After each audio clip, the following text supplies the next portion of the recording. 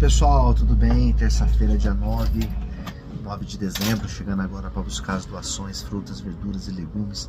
Hoje teremos uma grande ação na porta do Instituto Viver na Bênção. Recebemos uma doação ontem e hoje também vim buscar, então teremos uma grande doação. Vale a pena você estar lá conosco, já na porta, tá bom? Vou mostrar para vocês um pouco mais, vamos lá. E a Kombi já tá cheia, agora vamos lá preparar as sacolas.